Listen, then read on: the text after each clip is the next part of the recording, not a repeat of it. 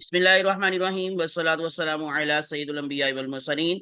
So students की demand पर जी, student की विश पर आज आप लोगों के साथ मैं डिस्कस करने जा रहा हूं एमबीबीएस एंड बीडीएस का जो एडमिशन स्केड्यूल है। सो 2024 और 2025 में यूएचएस के हवाले से मैं आप लोगों के साथ सारी बातें डिस्कस करूंगा। कंप्लीट स्केड्यूल जो कि टेंटेटिव डेट्स हैं और इंशाल्लाह फाइनल भी तकरीबन यही होंगी जो अभी मैं आपको बताऊंगा। तो इससे पहले जी आप लोगों को, क्योंकि एमडी कैट का रिजल्ट आ चुका है और उसके अंदर जो भी आपका एग्रीगेट बना है उसके अकॉर्डिंग मैं जो आपको क्लोजिंग मेरिट है वो भी बता चुका हूँ। कुछ स्टूडेंट्स बता कह रहे थे कि जी सर आपने सारे कॉलेजेस का सेम बता दिया। बच्चों पहली बात तो मैं वो क्लियर कर दूं, वो सेम नहीं है। मैंने मोर और लेस कहा है और आप लोग जेन में रख लीजिएगा कि आप लोगों का जो एग्रीगेट है या मेरिट है वो 0.4 डिजिट्स तक जाता है, यानी कि पॉइंट के बाद 4 डिजिट्स तक जाता है। अगर मैंने किसी का 93 मोर और लेस 93 बताया तो इसका मतलब ये नहीं कि अगले कॉलेज का भी 93 ही होगा। तो अगर इन केस मैंने एग्जांपल भी बच्चों को दी है कि जैसे 93.4256 है, तो इसका मतलब क्या है कि आगे वाले जो कॉलेज हैं उसका सपोज करें 93.3465 है, तो इसका मतलब है कि वो भी मोर और लेस 93 है और वो भी मोर और लेस 93 है। इसी तरह से बाकी कॉलेजेस में भी इसी तरह से होता है कि आप लोगों को मोर और लेस कहने का मकसद यही होता है कि अगर इन केस किसी का थोड़ा सा ज्यादा है तो उससे 3-4 पॉइंट्स के बाद जो डिजिट्स हैं वो कम होकर अगले कॉलेज का मेरिट स्टार्ट हो जाता है। तो इस वजह से एक तो वो बात क्लियर कर लें। तो दूसरी बात क्या है कि आज की सारी वीडियो के अंदर जो स्टूडेंट्स बार बार मुझसे एक क्वेश्चन कर रहे हैं कि सर अब हमने क्या करना है, कहाँ अप्लाई करना है, मेरिट लिस्टें कब लगेंगी, किस कॉलेज में हमारा एडमिशन हो सकता है। तो बच्चों ये आप लोगों के लिए अभी बहुत अर्ली चीजें हैं। आप लोगों को अभी मैं स्केड्यूल बताऊंगा और मैं इससे पहले भी बच्चों को बताता रहा हूं कि आप लोगों का अक्टूबर के अंदर ये एडमिशन पोर्टल ओपन होगा। अब अक्टूबर की कौन सी डेट हो सकती है वो भी आज की वीडियो के अंदर मैं आप लोगों के साथ डिस्कस करूंगा। और जितनी भी बेसिक रिक्वायरमेंट्स हैं, बेसिक चीजें हैं जो आपके पास कंप्यूटर के अंदर ऑलरेडी मौजूद होनी चाहिए कि जैसे ही एडमिशन पोर्टल शुरू हो या ओपन हो तो आप फौरन से ही अप्लाई करें, ताकि मजीद जो है वो रश होने से पहले पहले बैंक के अंदर आपने क्योंकि फीस जमा करवानी है तो उससे पहले पहले आप लोगों की सारी चीजें मुकम्मल हो जानी चाहिए। तो इसलिए ये वीडियो बहुत इंपॉर्टेंट है, इसलिए टिल एंड इसको देखिएगा और सारी चीजों का आप लोगों को इंशाल्लाह क्लियर हो जाएगा। इसके अलावा फेसबुक और इंस्टाग्राम पर भी आप मुझे लाइक और फॉलो कर सकते हैं और व्हाट्सएप भी मुझसे हेल्प ले सकते हैं, जिसका नंबर अभी आपको स्क्रीन पर दिखाई दे रहा है, +923466139239। तो हम चलते हैं जी आज की वीडियो की डिटेल में। तो सबसे पहली चीज एडमिशन स्केड्यूल, ये मैं अभी आप लोगों के साथ जो शेयर करूंगा जी डेट्स, वो लास्ट ईयर की डेट्स थी। और आप लोगों को मालूम है कि जो लास्ट ईयर पेपर हुआ था एमडी कैट का वो 10 सितंबर को हुआ था। सो इस दफा जो है वो आप लोगों का 22 सितंबर को हुआ है, यानी कि 12 दिन लेट हुआ है। तो यूं ही समझ लें कि कोई 3-4 दिन इससे डेट्स आगे जाएंगी। जो लास्ट ईयर की डेट्स थी उससे 3-4 दिन का शायद गैप आ जाए और शायद हो सकता है सेम वही डेट्स भी फॉलो की जा सकती हैं। अब इसमें नंबर वन, जो लास्ट ईयर जो डेट थी स्टार्टिंग ऑनलाइन एप्लीकेशन यानी कि जो एडमिशन पोर्टल ओपन हुआ था तो वो 16 अक्टूबर 2023 सुबह 9 बजे। ये टाइम भी मेंशन किया जाता है, मैंने यहाँ मेंशन नहीं किया हुआ। तो 16 अक्टूबर 2023 को जी सुबह 9 बजे ये एप्लीकेशन का जो प्रोसेस था, प्रोसीजर था, वो स्टार्ट हुआ था। तो इस दफा भी चांसेस हैं मिड ऑफ अक्टूबर। मैं साथ साथ यही बताता रहा हूँ बच्चों को भी, मैं यही बता रहा हूँ जो भी मेरे से रब्ता करता है कि ये मिड ऑफ अक्टूबर को ये एडमिशन जो होंगे वो स्टार्ट होंगे। तो हो सकता है कोई 2-3-4 दिन आगे चले जाएं, लेकिन वो बहुत ज्यादा आगे जाने के चांसेस नहीं है। अब इसका जो क्लोजिंग डेट थी लास्ट ईयर वो थी 31 अक्टूबर, यानी कि जब ये एडमिशन स्टार्ट होता है तो ऑलमोस्ट तकरीबन 2 हफ्तों का टाइम दिया जाता है, 14 से 15 दिन। तो इसलिए मैं बार बार कह रहा हूं कि आपकी जो जो रिक्वायरमेंट्स हैं आपको आज ही से वो पूरी करना शुरू कर देनी चाहिए कि आपको कौन कौन सी वेरिफिकेशन चाहिए, किस किस डिग्री के टेस्टेशन चाहिए, वो सारी बातें इंशाल्लाह सेपरेटली भी मैं आप लोगों के साथ डिस्कस करूंगा। तो ऑनलाइन एप्लीकेशन की जो क्लोजिंग डेट लास्ट ईयर थी वो थी 31 अक्टूबर 2023। इसके अलावा जी medical board for students with disability, अब मुख्तलिफ कैटेगरीज होती हैं और जो डिसेबल कैटेगरी है उसका बकायदा मेडिकल बोर्ड बनता है। उन कैंडिडेट्स को बुलाया जाता है, उनको बकायदा तौर पर चेक किया जाता है कि जो उन्होंने डिसेबिलिटी शो की है या वो जिस डिसेबिलिटी की बेस पर कोटा के अंदर अपना जो एडमिशन लेना चाह रहे हैं क्या वो बात सच भी है या नहीं। तो इसलिए ये जी लास्ट ईयर हुआ था 2 से लेकर 5 नवंबर के दरमियान, यानी 31 अक्टूबर लास्ट डेट थी। उसमें जारी बात है आप कैटेगरी में डिसेबल कैटेगरी को भी अगर इन केस क्लिक करते हैं तो फिर उन कैंडिडेट्स को जिन्होंने इस कैटेगरी के ऊपर अप्लाई किया होता है उनको बुलाया जाता है और ये लास्ट ईयर 2 से 5 नवंबर तक उनको बुलाया गया था यूएचएस सिटी लाहौर में, उनको बकायदा फिजिकली जाना पड़ता है, वहां पर उनका सारे का सारा चेकअप होता है और उसके बाद फिर डिसाइड होता है कि ये सही है या नहीं। इसके बाद जो provisional merit list last time के लिए डेट दी गई थी 13 नवंबर, लेकिन इसमें फिर डिले हो गया था, थोड़ा लेट हो गई थी, ये जाकर दिसंबर में प्रोविजनल मेरिट लिस्ट लगी थी 8 तारीख को, और उसके बाद फिर 12 तारीख को फाइनल जो यानी कि कॉलेज वाइज फर्स्ट जो लिस्ट थी वो लगी थी। तो इस तरह 13 नवंबर ली गई थी डेट, और अगर इन केस कोई इसमें किसी किस्म का कोई डिले ना हो, क्योंकि लास्ट ईयर बहुत सारे कुछ इश्यूज थे जिसकी वजह से थोड़ा आगे चला गया था ये प्रोसीजर, लेकिन अब ये है कि आप लोगों को ज़हन में रखना है कि अक्टूबर के एंड तक एडमिशन क्लोज हो जाएंगे, यानी कि जो एप्लीकेशन की क्लोजिंग डेट है ऑनलाइन जमा करवाने की या ऑनलाइन अप्लाई करने की, वो अक्टूबर के लास्ट तक जाएगी, और उसके बाद नवंबर के अंदर आप लोगों की प्रोविजनल मेरिट लिस्ट लगती हैं, जिसमें सारे कैंडिडेट्स का डाटा दिया जाता है, और उसमें आपने चेक करना होता है कि क्या डाटा सही है या नहीं है, और इस तरह की बाकी चीज़ें वेरीफाई किया जाता है कि जो जो आपके डॉक्यूमेंट्स हैं वो बिल्कुल सही हैं, कोई गड़बड़ तो नहीं है। इस तरह की सारी चीज़ें देखने के बाद फाइनल लिस्ट लगाई जाती है, जिसको फर्स्ट कॉलेज वाइज लिस्ट हम लोग बोलते हैं। वो 17 नवंबर 2023 को लगानी थी लास्ट ईयर, लेकिन मैंने जैसे कहा कि ये थोड़ा सा आगे चला गया था, तो एनीवेज ये नवंबर के अंदर ही प्रोविजनल मेरिट लिस्ट लगती है, और उसके 4 दिन के बाद फाइनल मेरिट लिस्ट लग जाती है, जिसमें फिर 100% डिसाइड हो जाता है कि ये वो कैंडिडेट्स हैं जिनका एडमिशन हो सकता है, क्योंकि एक कट ऑफ मेरिट हम लोग उस वक्त निकालते हैं, यानी कि इतने नंबर तक स्टूडेंट का एडमिशन होने के चांसेस हैं।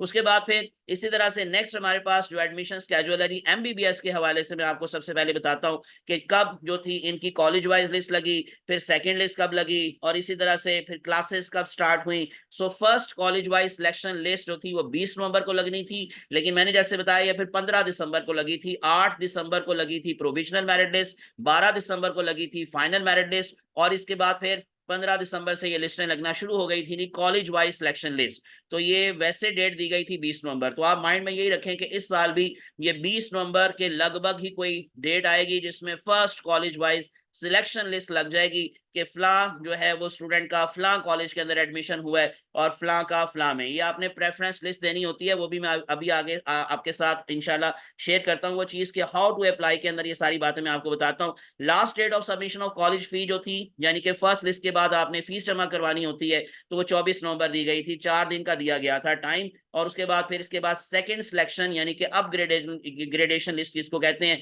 कि किसी स्टूडेंट की हो सकता है कि उस कॉलेज के अलावा किसी और कॉलेज के अंदर अपग्रेडेशन हो जाए, तो ये 27 नवंबर 2023। और जो थर्ड सिलेक्शन अपग्रेडेशन लिस्ट थी वो 4 दिसंबर 2023 डेट दी गई थी। तो ये लास्ट पर जो आपको मैं बता रहा हूँ ये क्लासेस के आगाज का टाइम है कि यानी कि जब लिस्टें फाइनल होना शुरू हो जाती हैं, लग जाती हैं, तो उसके बाद फिर डेफिनेटली क्लासेस स्टार्ट हुई, और क्लासेस 1 फरवरी डेट दी गई थी 2024। तो ये मैंने आपको एमबीबीएस का स्केड्यूल बताया लास्ट ईयर का, और तकरीबन ऑलमोस्ट सेम यही फॉलो होगा, कोई 2 3 4 दिन आगे पीछे हो सकते हैं, लेकिन कोई ज्यादा चेंज आने के चांसेस नहीं है। तो आप लोग पहले से माइंड में रख लें कि ये वो डेट्स हैं जिसमें फलां फलां चीज होगी। उसके बाद फिर बीडीएस के हवाले से हम बात करते हैं जी। जो बीडीएस का स्केड्यूल है उसमें जो first college wise selection list लगी थी फॉर एमबीबीएस, ये मैंने गलती से एमबीबीएस लिखा हुआ है, अब मैं इसको जरा पहले चेंज कर देता हूँ। ये मैं आपको जैसे बता रहा था कि ये बेसिकली बीडीएस का मैं आपके साथ स्केड्यूल शेयर कर रहा हूँ, तो पहले मैं इसको जरा चेंज कर दूं और उसके बाद फिर मैं अगली बात आपको बताता हूँ। ओके जी, जैसे मैंने आपको कहा कि ये बीडीएस के लिए first college wise selection list लगी थी वो थी 2 जनवरी 2024, और उसके बाद फिर इसी तरह से जो लास्ट डेट दी गई थी फीस जमा करवाने की वो 6 दिन का टाइम दिया गया था, 8 जनवरी तक फीस जमा करवाने के टाइम दिया गया। सेकंड सिलेक्शन अपग्रेडेशन लिस्ट 10 जनवरी टाइम था, या 10 जनवरी डेट थी लास्ट ईयर, और उसके बाद फिर थर्ड सिलेक्शन अपग्रेडेशन लिस्ट 16 जनवरी 2024 को लगी, और उसके बाद फिर क्लासेस का आगाज 1 महीने के गैप से, यानी कि एमबीबीएस की क्लासेस का आगाज 1 फरवरी से, और जो बीडीएस की क्लासेस का आगाज है वो मार्च में होता है, 1 मार्च 2024 को क्लासेस का आगाज हो गया था। तो इसी स्केड्यूल को ही आप माइंड में रखें कि बीडीएस का भी ऑलमोस्ट तकरीबन इस साल यही स्केड्यूल फॉलो किया जा सकता है, कोई 2 4 दिन आगे पीछे होने के चांसेस जाहिर बात है जरूर होते हैं। अब उसके बाद लास्ट पर जल्दी से मोस्ट इंपॉर्टेंट चीजों में से हाउ टू अप्लाई।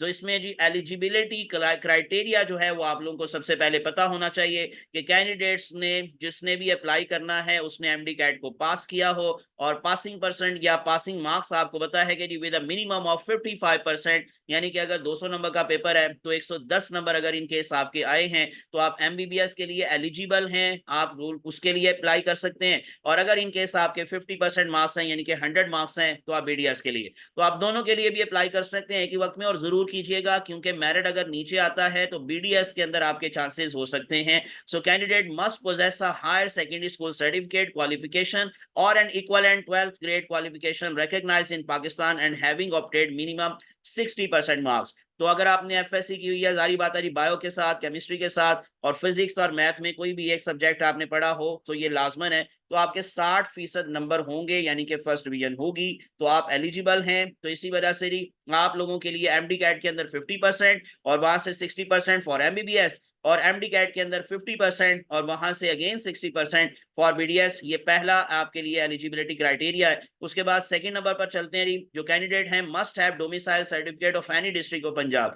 जिस भी डिस्ट्रिक्ट के अंदर आप लोगों ने, जारी बात है, एडमिशन के लिए अप्लाई करना है, वहां का डोमिसाइल आपका अपना डोमिसाइल, ये मैं आपको भी बात क्लियर कर दूं, अपना डोमिसाइल, ये आगे भी मैं आपको बात बताऊंगा कि आपका डोमिसाइल अगर नहीं बना हुआ तो फौरन से पहले ये पहला काम करें कि डोमिसाइल लाजमन बनवाएं।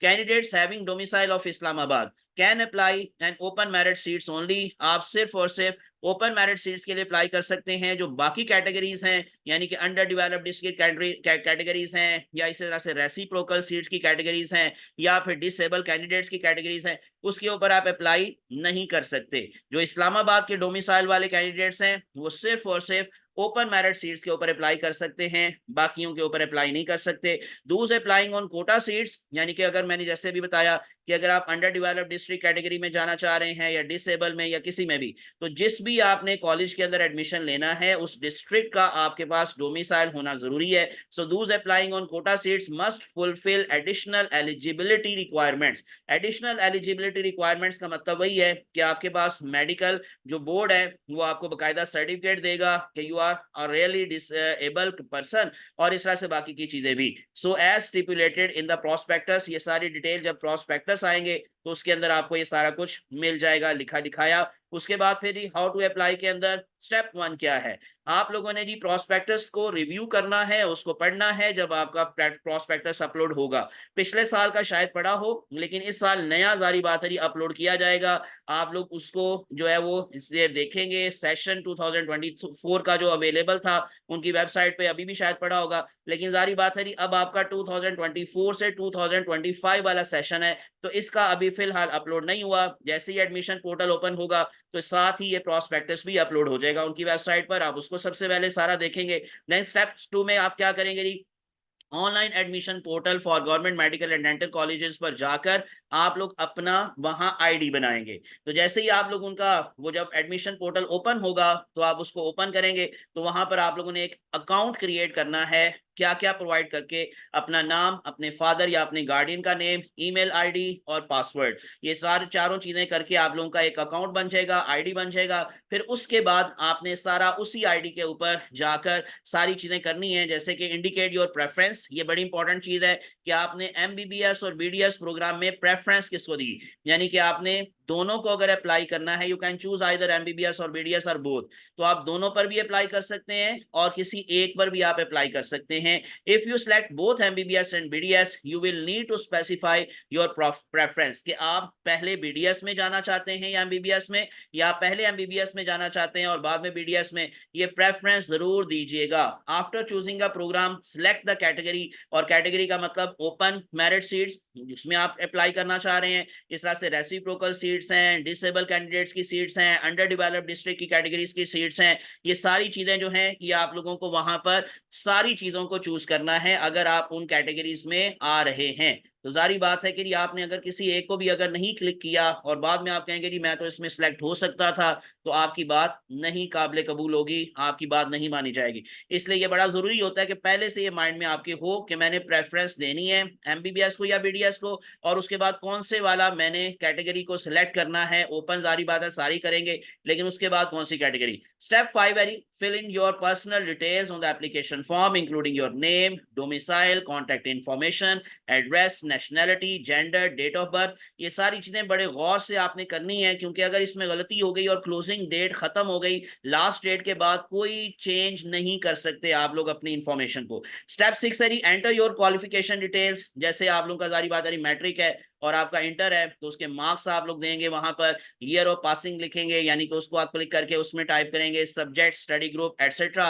यानी कि आप लोगों ने ये सारी चीजें पहले से माइंड में रखना है कि मैंने इन सबको वहां पर मेंशन करना है। उसके बाद फिर आप लोगों ने जी नेक्स्ट क्या करना है, step 7, provide details about your MD-cat और अदर एडमिशन टेस्ट स्कोर। आपने अपना स्कोर लिखना होगा।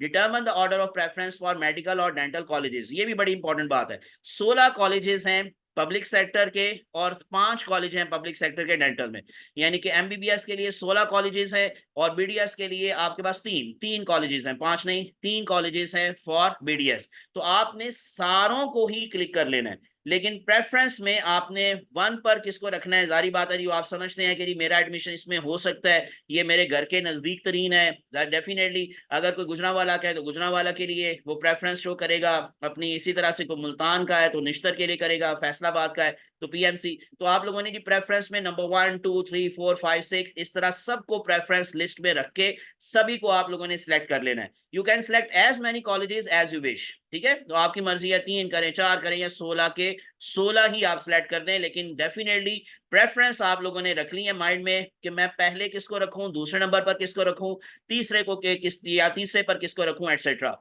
Depending on the seat category you can edit your application until, ये मैंने अभी पीछे आपको बात बताई कि आप अपनी एप्लीकेशन में एडिट कर सकते हैं प्रेफरेंस भी, अगर इन केस आपने दे दी है और अभी क्लोजिंग डेट नहीं आई तो आप उसको भी दोबारा चेंज कर सकते हैं। यानी आपको बाद में लगता है कि नहीं नहीं मुझे इस कॉलेज को प्रेफर करना चाहिए था, तो आप चेंज कर सकते हैं डाटा को, कब तक, जब तक क्लोजिंग डेट है, ठीक है। अगर क्लोजिंग डेट गुजर गई सो उसके बाद नहीं, but the number and order of preference will be final and unchangeable after the submission deadline, ठीक है। तो इसलिए ध्यान में रखिएगा, colleges not included in your preference list will not be considered for admission.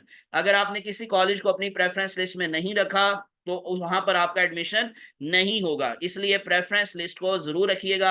हाँ, आप अगर इन केस नेचुरली या ऑटोमेटिकली उस कॉलेज में आ जाते हैं तो फिर वो आपकी किस्मत है, अदरवाइज आपकी प्रेफरेंस के अकॉर्डिंग ही आपको किसी कॉलेज में भेजा जाएगा। स्टेप 9 है अपलोड स्कैन डॉक्यूमेंट्स। अब ये बड़ी इंपॉर्टेंट बात है कि आपके पास कौन कौन से डॉक्यूमेंट्स आपके अब जो है कंप्यूटर के अंदर या लैपटॉप के अंदर पड़े होने चाहिए, मोबाइल से आप नहीं करेंगे। तो मैं इंशाल्लाह जी इसकी एक सेपरेट वीडियो के मैंडेटरी डॉक्यूमेंट्स, बड़ी इंपॉर्टेंट चीजें हैं, वो मैं आपको अलग से बताऊंगा, क्योंकि डेफिनेटली वीडियो काफी लंबी हो जाएगी। तो अभी की वीडियो के अंदर मैं वो आपको बात नहीं बता रहा, लेकिन उसकी इंशाल्लाह मैं सेपरेट वीडियो आपके साथ शेयर करूंगा। वैसे एक दो चीजें जो सुन लें, वो क्या है कि जी इसमें आपकी तस्वीर जो होगी वो 2 MB होनी चाहिए। मैक्सिमम साइज किसी भी डॉक्यूमेंट की स्कैन कॉपी का जो साइज है वो 2 MB से ज्यादा ना हो, as specified in the advertisement. ये बकायदा अखबार में एडवर्टीजमेंट दी जाती है और उसमें भी ये सारी बातें आपको बताई जाती हैं, वेबसाइट के ऊपर भी वो एडवर्टीजमेंट पड़ी होती है और वहां पर भी ये सारी बातें आपको मिल सकती हैं। और उसके अलावा जी लास्ट पर एक दो और बातें। स्टेप 10 क्या है, read and acknowledge the undertaking affidavit, यानी कि जारी बात है कि आप लोगों ने एक एफिडेविट है, अंडरटेकिंग है, उसको भी आप लोगों ने फिल करना होता है और उसमें यही बताया जाता है कि मेरे सारे डॉक्यूमेंट्स क्लियर हैं, बिल्कुल सही हैं, कोई उसमें फेक नहीं है, जो मैंने सारा कुछ डाटा दिया है वो मैं खुद रिस्पॉन्सिबल हूँ, वो 100% बातें ट्रू हैं, और अगर ऐसा ना हुआ तो आप मेरा एडमिशन कैंसिल कर सकते हैं। इस तरह का अंडरटेकिंग और एफिडेविट होता है। So verify the provided information and attachments before submission, वो आपने वेरीफाई कर लेना है कि क्या सारा कुछ सही है जो मैंने किया है। और आखिरी step, submit the online application, you will receive a confirmation notification via your email address, जो आपने वहां ईमेल एड्रेस दिया था वहां पर आपको कंफर्मेशन का बकायदा नोटिफिकेशन रिसीव हो जाएगा एंड प्राइमरी मोबाइल नंबर पर भी आपको ये इंफॉर्मेशन आ जाएगी। So download and print both the submitted application and bank challan for the processing fee. अब कितनी फीस है आखिर पर वो भी सुन लें कि आपका जब ये सारा कुछ हो जाएगा उसके बाद आप डाउनलोड कर सकते हैं और प्रिंट निकाल सकते हैं। एक तो अपनी एप्लीकेशन का वो आप अपने जो है वो सिर्फ और सिर्फ अपने लिए ही रखेंगे अपने पास, उसको साथ भेजने की कहीं पर कोई जरूरत आपको नहीं होती, वो सिर्फ अपने रिकॉर्ड के लिए आप लोगों ने उसका प्रिंट ले लेना। लेकिन जो बैंक चालान निकलेगा उसके ऊपर जो फीस होगी, जारी बात है वो कहाँ जमा होगी, बैंक ऑफ पंजाब में। So visit the nearest branch of Bank of Punjab with the fee challan to deposit the non refundable admission processing fee। Last year थी 2000, लेकिन इस दफा हो सकता है थोड़ी ज्यादा ना कर दें, लेकिन लास्ट ईयर क्या थी, 2000 फीस थी एप्लीकेशन की। So this fee can also be deposited through online banking, और ये नॉन रिफंडेबल है।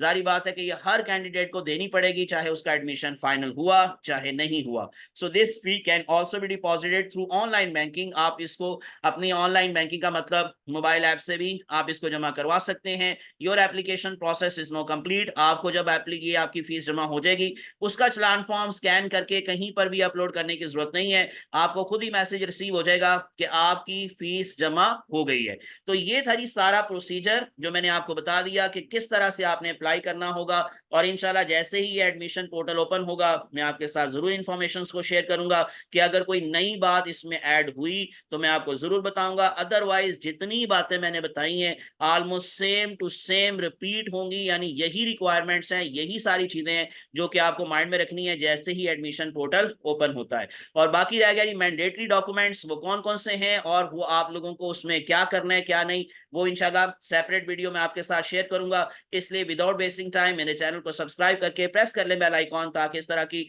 इंफॉर्मेटिव अपडेटेड वीडियोस आप तक पहुंचती रहे। Thanks for watching. अल्लाह आप सबका हामी नासिर हो, अल्लाह आप सबको कामयाब करे। मुझे अपनी दुआ में याद रखिएगा। जज़ाकुमुल्लाहु खैरन कसीरा। अस्सलामु अलैकुम व रहमतुल्लाहि व बरकातुहू। अल्लाह हाफिज।